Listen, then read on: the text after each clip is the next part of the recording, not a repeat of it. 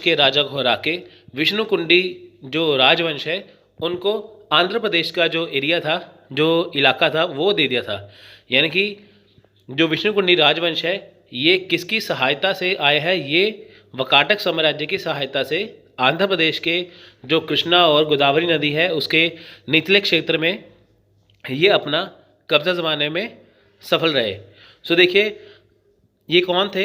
ये वकाटक साम्राज्य से भूमि की देखभाल करते थे। यानी कि जो विष्णुकुंडी कौन थे? ये वकाटक साम्राज्य के अधीन थे, ये उसके सामंत थे। अब देखिए इसने 5वीं और 6वीं शताब्दी के दौरान डेक्कन के इतिहास में महत्वपूर्ण भूमिका निभाई। डेक्कन वाला एरिया वही आंध्र प्रदेश का जो एरिया था उसमें बहुत महत्वपूर्ण भूमिका निभाई थी। गोदावरी का क्षेत्र कलिंग स्वतंत्र हो गया।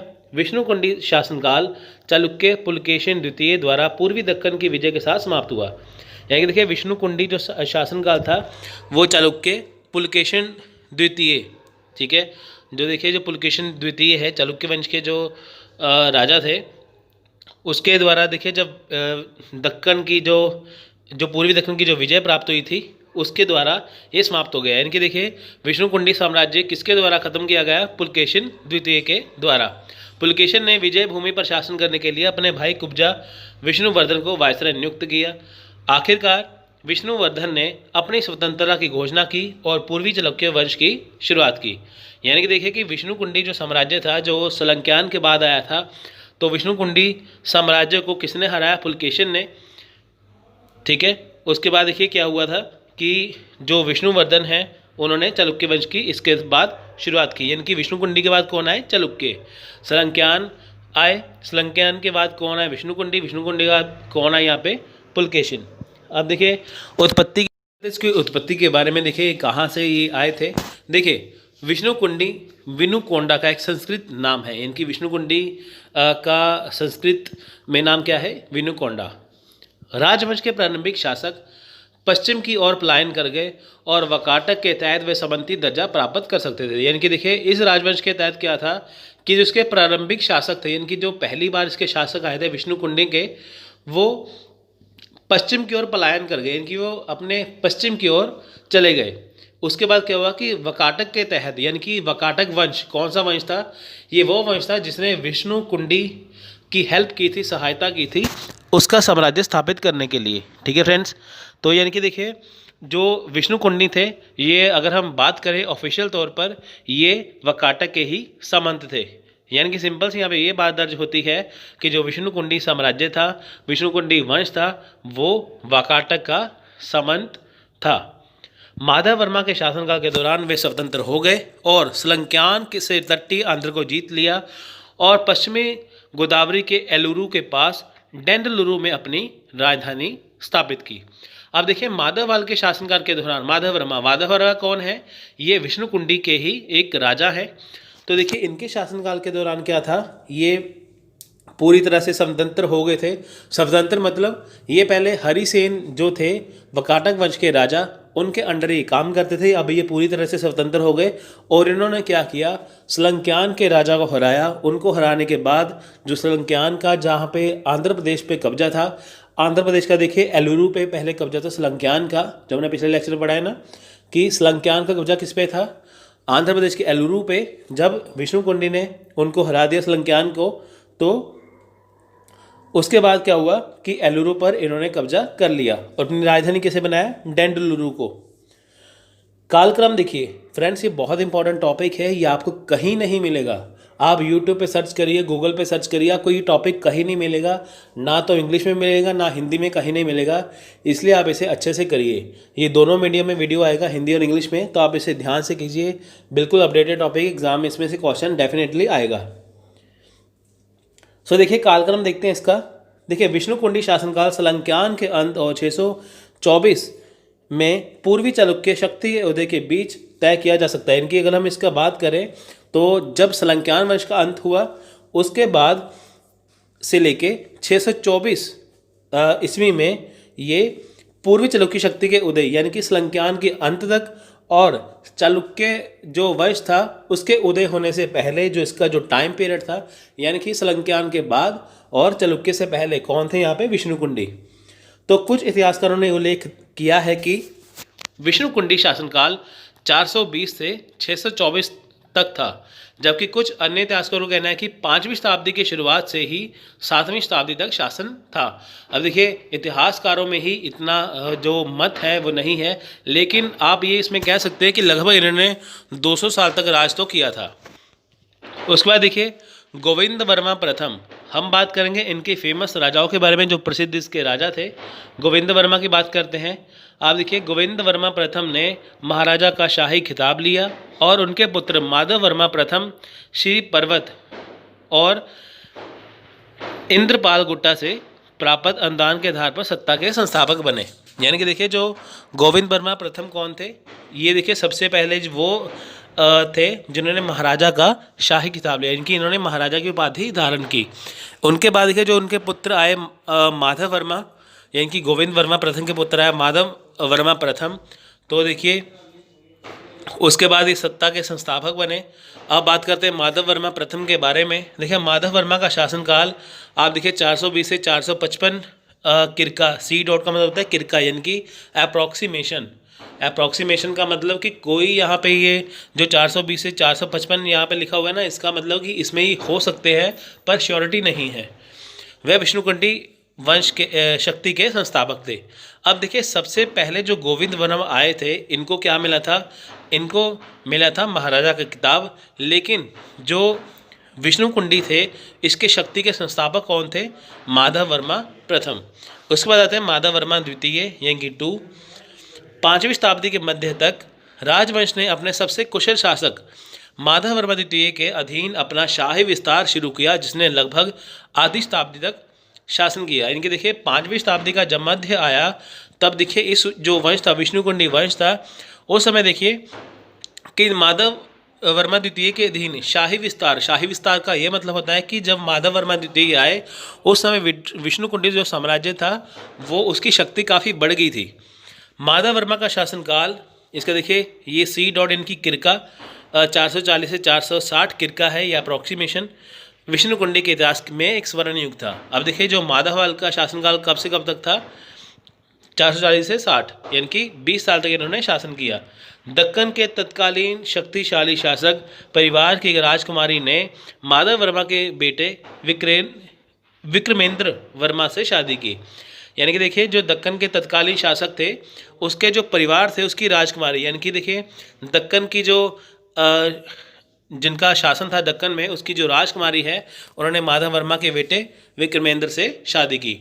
इस गठजोड़ से क्या हुआ कि उन्हें बहुत ताकत दी और उनके पूर्वी तट पर उनके लिए पूर्वी तट पर अपना प्रभाव बढ़ाना आसान बना दिया और उस क्षेत्र में क्षुद्र सरदारों को जीत लिया। आप देखिए कि जब भी होता है ना कि जैसे देखिए मान लीजिए कि उस राजकुमारी ने उनसे शादी कर ली, अब उनकी पावर और इनकी दोनों की जो शक्तियां हैं वो बढ़ गई। उनकी वजह से क्या हुआ कि जो पूर्वी तट पर क्या हुआ कि जो विष्णुकुंडी का जो शक्ति थी वो और ज़्यादा बढ़ गई। ठीक है, शादी होने से क्या हुआ, विष्णुकुंडी की शक्ति और बढ़ गई। वहाँ पे जो शूद्र सरदार थे जिनका कब्जा था उस क्षेत्र में, इनको विष्णुकुंडियों ने जीत लिया। माधव वर्मा टू ने अनंत गोत्रिक के खिलाफ, यानी कि जो अनंत गोत्रिक है उनके खिलाफ अपने हथियारों का नेतृत्व किया, जो गुंटूर, तेनाली और अंगोल पर शासन कर रहे थे। संभवतः कांचीपुरम के पल्लवों के अधीनस्थ स्थिति का आनंद ले रहे थे। यानी कि देखिए इसका क्या मतलब है, देखिए थोड़ी सी टिपिकल लाइन है, इसमें क्या लिखा हुआ है कि जो माधव वर्मा द्वितीय थे इन्होंने क्या किया कि जो अनंत गोत्रिक के जो राजा थे इन्होंने उसको हरा दिया और उसको उस जगह से भेज दिया। यानी कि देखिए जो अनंत गोत्रिक है इनका गुंटूर, तेनाली, अंगोल पर शासन था। अब हुआ क्या कि माधव वर्मा टू ने जो अनंत गोत्रिक को हरा दिया, हराने के बाद क्या किया, जिस पर गुंटूर, तेनाली पर, अंगोल पर जो जहाँ पहले अनंत गोत्रिक का कब्जा था तो उसी पर माधव वर्मा ने अपना कब्जा कर लिया।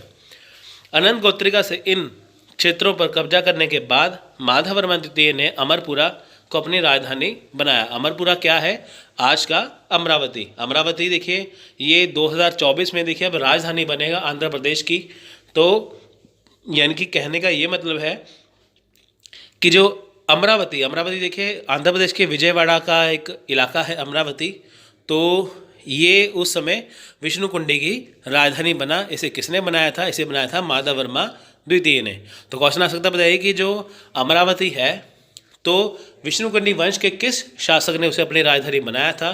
तो उसका नाम है माधव वर्मा द्वितीय। इसका पहले नाम क्या था? अमरपुरा। ठीक है, आप इसे याद रखिए, अमरपुरा या अमरावती कुछ भी आ सकता है। माधव वर्मा टू ने यानी कि माधव वर्मा द्वितीय ने अगले साल वेंगी साम्राज्य के खिलाफ मुहिम छेड़ी जो सलंक्यान के अधीन थे। देखिए, पहले तो उन्होंने सलंक्यान को हराया, लेकिन जब उनके अधीन जो वेंगी साम्राज्य था, इन्होंने उसके खिलाफ भी मुहिम छेड़ दी, यानी कि उसके ऊपर भी कब्जा करना शुरू कर दिया। वेंगी क्षेत्र का विस्तार किया गया था। गोदावरी पथ विष्णुकुंडी क्षेत्र का हिस्सा बन गया। अब देखिए, जो गोदावरी का जो रास्ता था वो विष्णुकुंडी का हिस्सा बन गया। वेंगी का क्षेत्र भी इनके अंडर आ गया, यानी कि जिस जगह पे पहले सलंक्यान का जो कब्जा था, अब इस पे विष्णुकुंडी का कब्जा हो गया। इन विजय के बाद राजधानी को अमरवाड़ा से अधिक केंद्रीय स्थान बेजवाड़ा में स्थानांतरित कर दिया। देखिए, कई यहाँ पे अमरपुरा लिखा था, यहाँ पे अमरवाड़ा आ गया है ना। तो यहाँ पे क्या है, देखिए कि अमरवाड़ा से यानी कि अमरपुरा से या अमरावती से जो राजधानी थी वहाँ से शिफ्ट कर दी गई। कहाँ पे शिफ्ट करी गई? विजयवाड़ा में। ठीक है, अब देखिए विजयवाड़ा को बेजवाड़ा भी कहते हैं। ये व्यापक विजय उनके दक्षिणापथ यानी कि दक्षिण देश के स्वामी की उपाधि से विभूषित करती है। इन विभिन्न विजय के बाद माधव वर्मा ने कई अश्वमेध, राजसूय और अन्य वैदिक यज्ञ किए।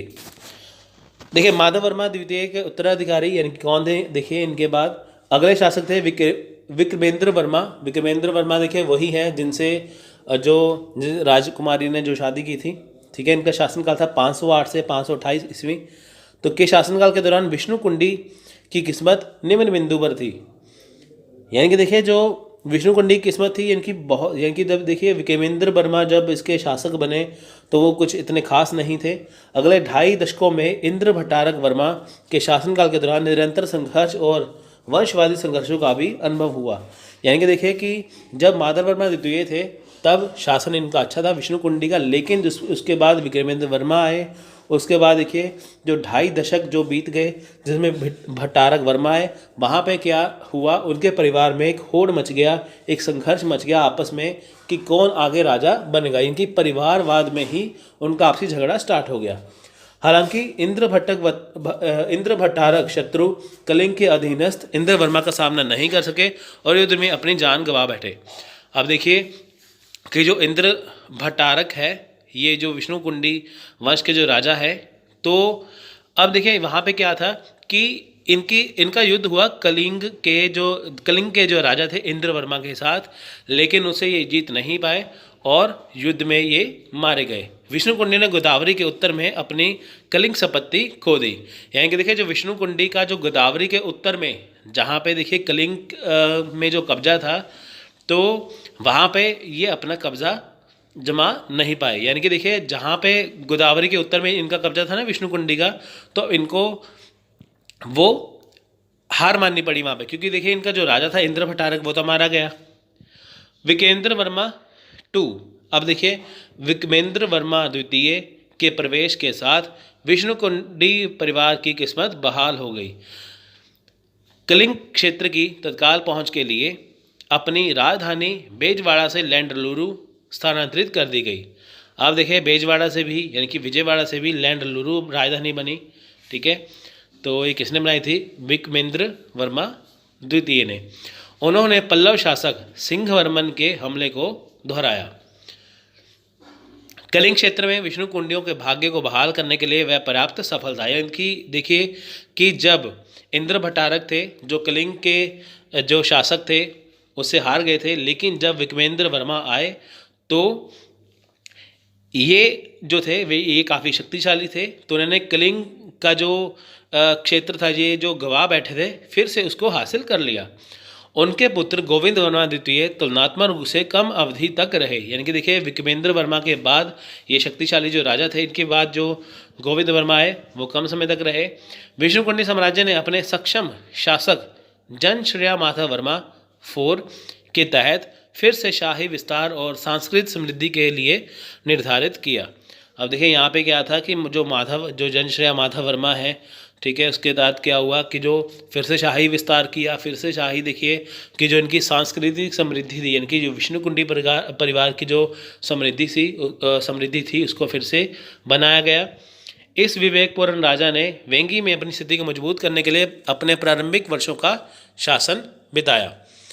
उनके शासन काल के बाद के हिस्सों को और अनुगलग अनुलग का मतलब होता है संयोजन द्वारा चिन्हित किया गया। अब देखिए शासनकाल के बाद क्या कि जो हिस्से को, यानी कि जो बाद के जो हिस्से हैं शासनकाल के बाद, वहाँ पे क्या हुआ, यानी कि सीधी सी बात यहाँ पे करेंगे कि जो देखिए ये जो राजा है गोविंद वर्मा टू, उनके शासनकाल के बाद क्या हुआ कि जो उसके बाद का जो समय आया वो या तो युद्ध में बीता या तो संयोजन में बीता, या तो गठजोड़ हुआ या तो युद्ध हुआ। उनके बाद अपने 37वें वर्ष में उन्होंने अपने अधीनस्थ प्रमुख दुर्जा पृथ्वी महाराज के गुडादिश्व क्या है देखिए पूर्वी गोदावरी जिले में आधुनिक रामचंद्रपुरम जो एरिया है उसके विद्रोह को दबा दिया।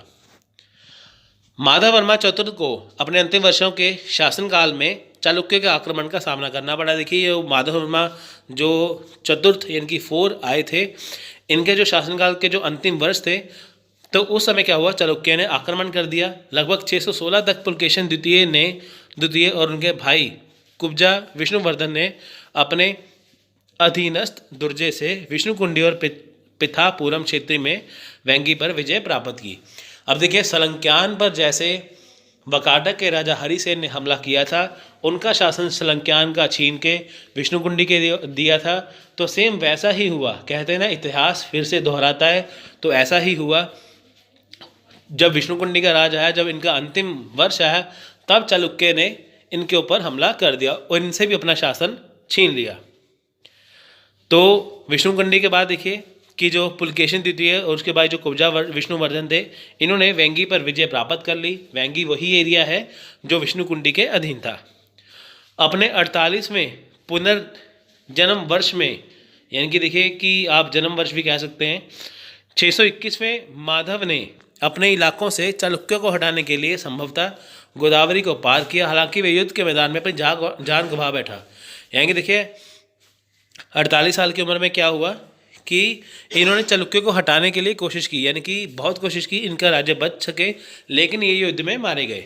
उनके पुत्र मंचन भट्टारक को भी चालुक्यों ने निष्कासित कर दिया था। इस प्रकार विष्णुकुंडी शासन को 600 करीब के लाया गया। देखिए यहाँ पे ये इसका सिंपल है मतलब है कि उस समय क्या हुआ कि जो मंचन भट्टारक थे, यानी कि जो विष्णुकुंडी वंश के जो राजा थे, चालुक्य ने उनको भी हरा दिया।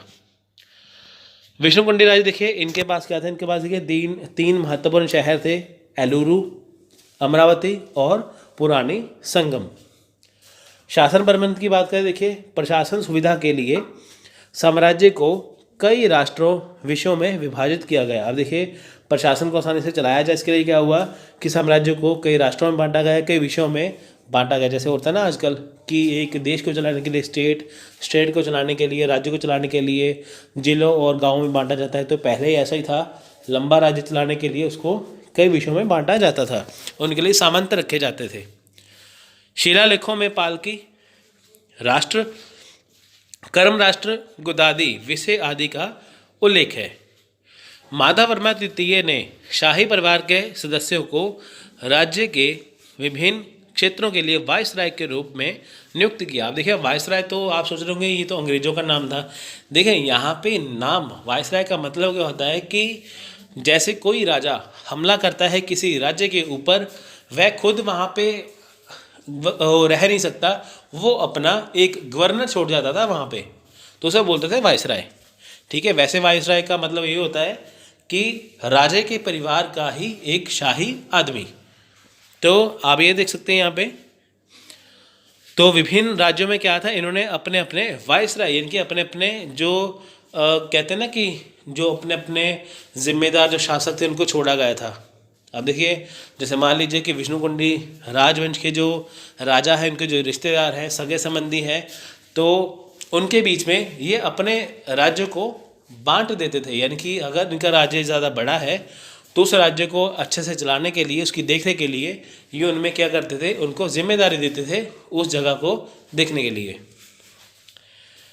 न्याय के प्रशासक में राजा अपील का सर्वोच्च न्याय था। ये देखिए, न्याय के रूप में अगर हम बात करें तो राजा जो था वो सर्वोच्च न्यायालय के रूप में था।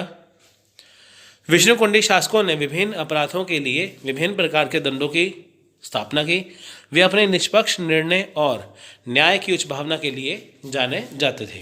अब देखिए, सेना की बात करें यहाँ पे, देखिए इनके पास सेना थी जो 4 गुना विभाजन शामिल था इनकी। देखिए, इनकी जो सेना थी 4 भागों में बटी थी। हाथी वाली सेना थी, रथ सेना थी, घुड़सवार सेना थी और पैदल सेना थी। हस्तिकोसा हाथी बलों का प्रभारी अधिकारी था। हस्तिकोसा कहते हैं हाथी बल, यानी कि जो हाथियों की सेना थी उसका जो हेड था उसे कहते थे हस्तिकोसा।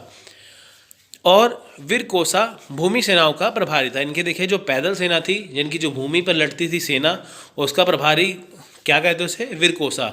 तो क्वेश्चन आंसर तब बताइए कि हस्तिकोसा क्या है और वीरकोसा क्या है।